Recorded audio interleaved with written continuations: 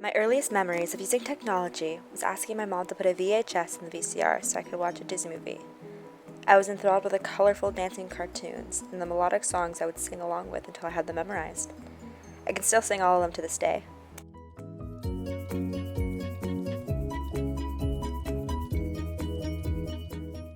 Music was really the driving factor behind my learning how to use technology.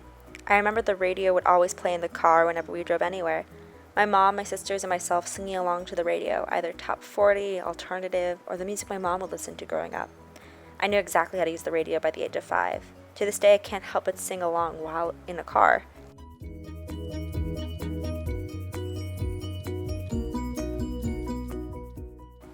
I will always remember the gift I received from my parents for Christmas when I was 8. It was an iPod Classic. It was much more compact than the portable CD player my younger sister and I shared. I was amazed that you can change the songs so easily, that I fit into a pocket, and that I didn't have to carry a backpack full of my favorite CDs. I was so excited that I could have something that carried all of my favorite music, and that I could take it anywhere with me.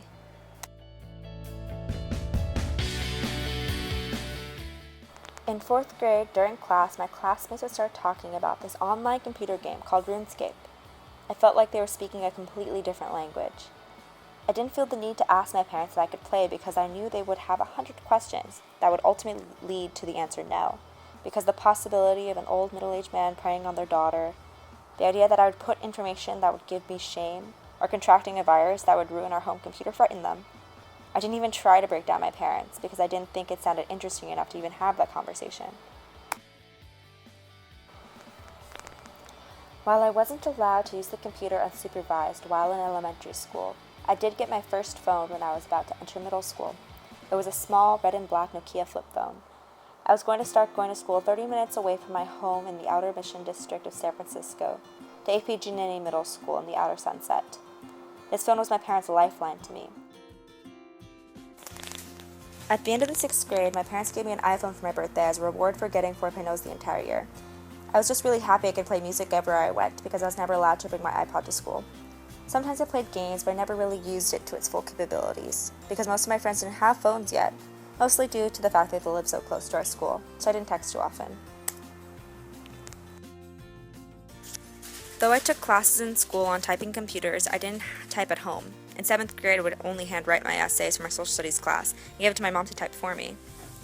I received my first laptop as a graduation gift from my parents. I'm pretty sure this was due to my mom not wanting to type the tons of essays I was going to have to write in high school. Even then, my laptop was just to type and to make presentations and projects for school. I didn't really use my computer for much other than school. As the iPhone and apps took off during my time in middle school and high school, I never really partook in the realm of modern teenagedom. The only form of social media I had was an Instagram account that I started at the end of my freshman year at the pestering of my younger sister, who already had an account with a long and convoluted handle. My new friends would come up to me before class and say, "I tried to find you on Facebook last night, but when I searched your name, only grandmothers from Mexico popped up. Do you use a different name?" To which I had to explain that I didn't have a Facebook. I didn't even make an account until I started to look for a college roommate a week before I graduated from high school. Canvas, Facebook. The main thing I used growing up was YouTube. Though I didn't have a YouTube account, I would always watch videos during my free time alone. I started off watching music videos and listening to indie artists at my friend's recommendation. Then I started watching makeup tutorials, wanting to explore bright colors and extravagant looks, as well as hiding my prevalent acne that a boy in middle school had pointed out to me. This spurred my creativity and self-expression, though I never wore a full face of makeup to school. I always wore something, be it glitter eyeliner, colored pencil in my waterline, mascara, or a bright lip. I wore red lipstick almost every day to school my junior year. This allowed me to learn more about a creative outlet that I only encountered when I would perform in a play or dance in a recital. I even started trying to do prom and costume makeup on my friends.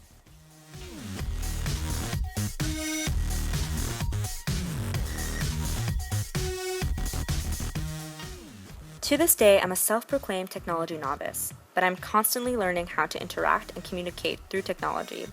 I can really thank my college experience and friends forcing me to learn and immerse myself in this digital universe.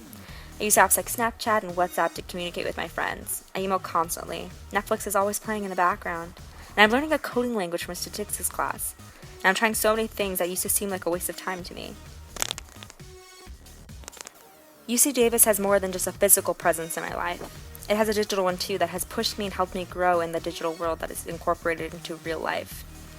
This is really a stepping stone and catalyst in my journey through this unknown digital territory, and I'm excited to see where this journey will take me and how much I will learn.